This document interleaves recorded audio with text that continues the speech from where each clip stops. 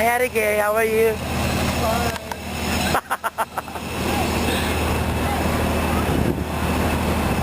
We're here na in General Santos. Ayan, kasama ko si Ate Gay. Saka si Sam Pinto, nandun na sila. Ayan, nagpapapicture si Ate Gay. Show, ang aming comedy concert shoot sa Robinson's Place parking lot. Kasama ko po si Miss, siyempre ang sexy si Miss Sam Pinto and ang nakakatawang at talagang bonggang-bonggang mamaya bibigay namin ng 100% na comedy na si Ate Gay. Ayan, hanggang made possible by 89.5 Brigada News FM and Drive Max. Kaya kita-kits tayo mamayang gabi.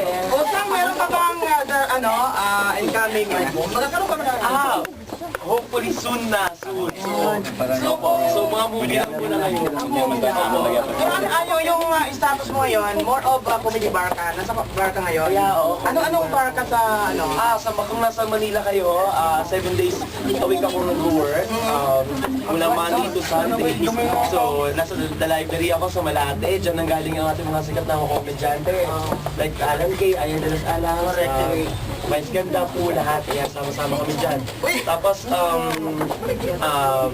sitcom live sa Las Piñas and Clowns at Circo. Yan ang may-ari po niya, si Sir Alan Kay. Yeah. So, Miss Osa, ano yung pinakasikat na kanta mo ngayon? Yung, yung mga natandaan kasi nila yung bombastic eh. Oo, tapos sa mga guys, mga straight guy naman na talagang mga rockista, mga heavy metal, yung bodies ng Drowning Pool. Osang, may boyfriend ka na ba? Wala eh, kaka-break lang eh. Hindi, yung totoo. Kasi maraming pogi dito sa Gensan. Ay, naku. Baka makalimutan mo yun. Hindi ka kaka-break ko lang. Ay, naku! Sobra. Puro work ako ngayon. Ay! Alay mo, diba? Sabi ako maraming gwapo rito. Marami talaga. Mukhang lang tuna. Hindi, mukhang tuna kasi. Medium. Medium.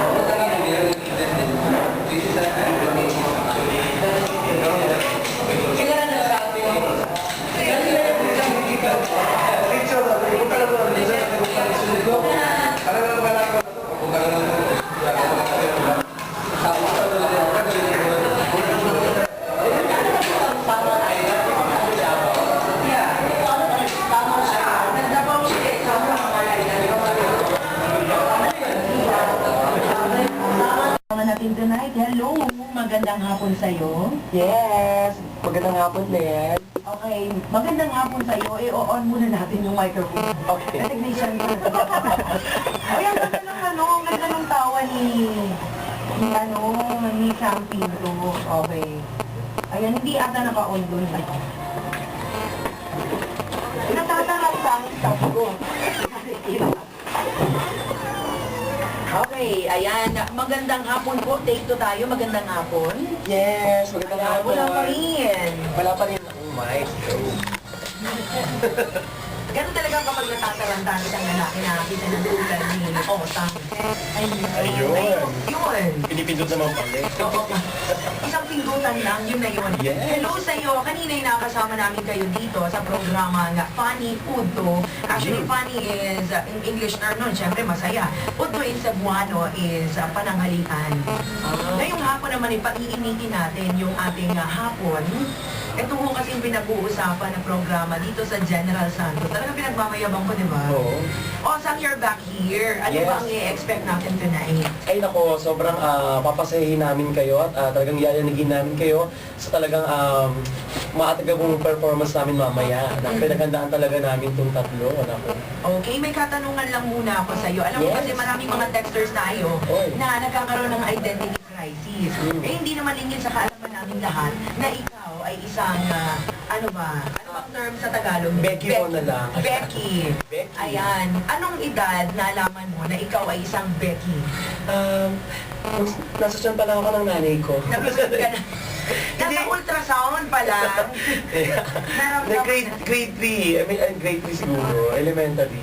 Ganon. Yeah, oo. Pero nagka-crush ka naman o medyo attracted ka naman sa isang babae? Hindi rin. Hindi rin. Nagkagandahan ako kasi parang Gusto ko maging siya. yeah, oo. Ayan. Pinangarap ko yun. Pero nagkaroon ka naman ng tinatawag nating love affair ng isang babae. Never ever since? Never. Talaga? Never. Talagang hindi talaga ako na-attract sa girls. Ano naman yung reaction ng parents mo na, syempre, pag Pilipino ka, diba, hindi naman ganun katanggap right away Yeah. kapag ikaw ay isang Becky mo. Ano naman yung, paano mo in-explain sa parents mo?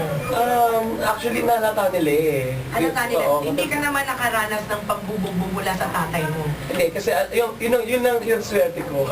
Kasi wala akong father na kinagastan, kinalakihan. Ay, So, more on mother ako. Kakaiyak naman. Yeah. O baka naman mamaya nag-lipstick yung mother mo habang siya papunta sa kanyang trabaho, tinitingnan mo. Ay, actually, parang ganun na rin. Tinanakaw yung lipstick. Yes. Okay, ngayong oras na ito, gusto ko lamang sagutin mo yung ating mga forbidden questions, ika nga. Okay. Ano? Okay, ayan. Anong edad na ikaw ay nagkaroon ng unang boyfriend? Oh. Ano ba? Maybe high school ako. High school? So Yeah, mga 12 years old ka lang naman. No, high school, mga 4th year high school. 40 year high school. Yeah. Habang nagpo-prom kayo, doon medyo parang pinalalandi-landi ka na. Oo. Kasi 3rd year high school na ako, doon ako talagang bumigay mismo. Talagang sumasali na ako sa mga beauty contest. ganyan. Okay. Ano namang klase mga beauty contest yun? Ang mga papremyo, mga tinapa. Mga paluwagan. Hindi ba ganun lang? Mga beauty contest like mga Miss Gay, ganyan. Oo. O paano mo naman na-realize na meron ka palang talent sa pagkanta to actually have dalawang boses lalaki, at saka yung pagiging binabae na boses mo? Actually, unang ginagamit kasi, nag-choir ako before. Oo, and then, doon ko na-discover na may boses ako. And then, talagang malaki na yung boses ko before. Kaya lang, nung pumasok ako sa comedy, sa mga comedy bar, babae mong baboses ang ginagamit ko. So, nung medyo sumasablay na, kasi nga, madalas nang nagkiklik kasi yung boses ng lalaki. At ang itsura ko, nakadamit babae. So, habang tumatagal, medyo luminipis na yung boses ng pambabae. Okay. So, nag-decide ako. Sabi ko ganyan, total marami na kasi nag-regime. So, marami nang kumakanta ng mga matataas na pambabae. So, nag-decide ako, sabi ko, sige, ba't di ko na Metallica ka? Yeah! Oo, halos na mga heavy metal karamihan Oo nga, gusto ko marinig yung parang parang dambuha lang. I'm Hapon. growl. Kaya ba? O sige, isa nga, go! Oh, wow! Ay! Para namang naipit na isang pusa sa sa ilalim ng isang sasakyan, nasa highway. Yeah. Okay, ilang years na kayo ng boyfriend mo ngayon? Hindi, wala na kami. So, Wala na pero kayo? pinakamatagal ko naging boyfriend siguro 6 years. Wow! Yes. Matagal-tagal na tiisan at kamartihan ito. Oo.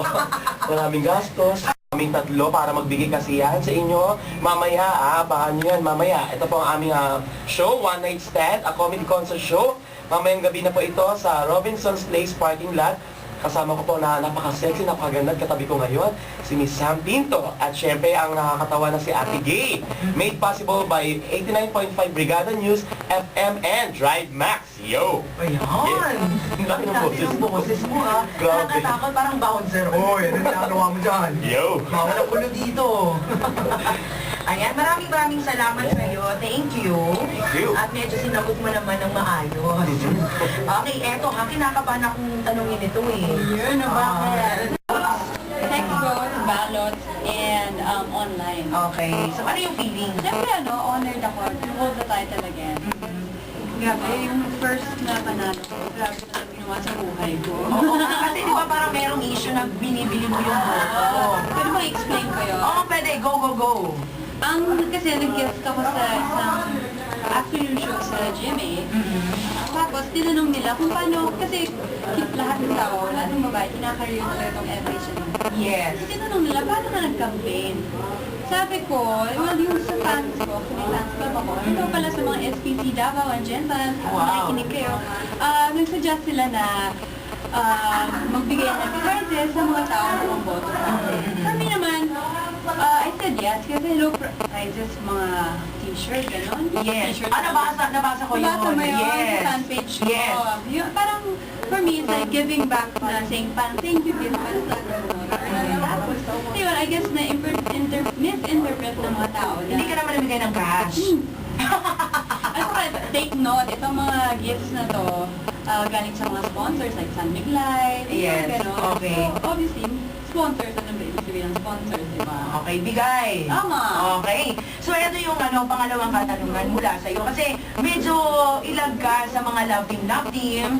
Yung mga, medyo Ewan ko ilag nga ka. bakit wala akong love team. Hindi ka nila binibigyan ng love team. Yeah. Pero gusto mo mag-love team. I don't know kung anong, whichever is better for me, I guess. Okay. Dati naling ka. Siguro, I think, ex-boyfriend mo ba, si Jay Cuenca? Ay, nako, matagal na yun. Oh. Bago pa ako mag-artista noon. Ilang years din kayo? Oh my gosh, Hindi nag-years? hindi nag-years. Mga tatlong araw? Mga apat naman yun. Apat na araw? Apat na araw? Ang tindi parang ang lalim din ang pinagsamahan ninyo. Okay, so mga 4 days kayo nagsama. Ano kaya nangyari sa 4 days na yun? Joke lang, hindi naman 4 days. Kapag naka-drive max ka, pag naka-drive max ka sa 4 days na yan, maraming mangyayari. Oo. Bakit naman kayo nagkahiwalay ni Jay Cuenca? Hindi kasi yung time na yun, yun yung peak ng career niya. So, he was starting to get really busy with work. So, nanineglet niya ikaw? Neglect pa rin sa work. Ano naman? For me naman, okay lang. You're not the priority. Actually, we both agreed on it. Kasi alam ko yun talaga yung gusto niya from the very start to be... Si Jay Cuenca ba ang first kiss mo? Yan ang gusto ko kay Sam Pinto sumasagot. Okay, pero meron ka naman mga indecent proposals from the politicians, mga negosyante. Alam mo, ako ang... Talaga? Te-text ko sa'yo. Ayan. Pero eto, ano ba hinahanap mo sa isang lalaki? Meron ka bang benchmark? For me, kasi I'm really close to my mom. Gusto Okay. ko family-oriented siya. Family-oriented? Si Attorney Can yun. Family man eh. Pero meron ding may asawa na gustong, kumbaga, talikuran ang buong mundo para sa'yo. Meron ka bang experience na gano'n? Ayoko naman gano'n. Bakit sa akin ang dami? Okay, eto meron tayong mga issue na naririnig na umaabot daw ng 1 million per appearance tayo. Wow, Oo, 1 million per appearance ka daw sa television. How true is this? Ay, yun. Not true at all. Okay. Ang mahal ko naman nun. Okay, ililibre niya daw ang kanyang TF. Kasi hindi ka mahalan. Okay, ayan. Sa ngayon, kung meron mga artista na gusto maging boyfriend si Sam Pinto, sino yun? Oh my gosh. Meron ka bang crush-crush? Meron crush-crush. Ayan. Crush. Hindi naman crush. Parang for me, nagagupuhan ako kay Si Piolo. Alam mo siya yung isang artista na sobrang na-start ako. Bakit ako hindi? Yung mga gusto ko mga machete. Yung mga ganun-ganun lang. Okay, so kung sino man yung pinaka-top mo, sino? Mahal ko siya. Hanggang sa ending malino ka lang. Pero eto kapag, sabi nga nila, kapag bading, meron tayong nararamdaman, parang you are being outcasted, na pinagsasabihan ka na, ay bading, bading, ano ba yung nararamdaman ng isang tunay na bading? Ayun, pwedeng sabihin mo. Yung mga tukso-tukso nga. Yes! Lalong-lalo na kapag medyo gwapo yung lalaki, di ba? Parang feeling-feelingan. Ganon. Wala pa rin ako na yung camera. Ay! Talaga lang. Wala naman, kasi hindi na ako malabas ng bahay. Kasi ayoko na yung maulit yung bakla-bakla. Talaga rin na ng... Ay, salot! Oo, parang mamaya, pag uulan, tapos sasabihin nila dahil magsushow kayo, may kasalanan, bading. Oo nga. Oo, di ba? Oo. Sinasabi ko nyo, pag umuulan, may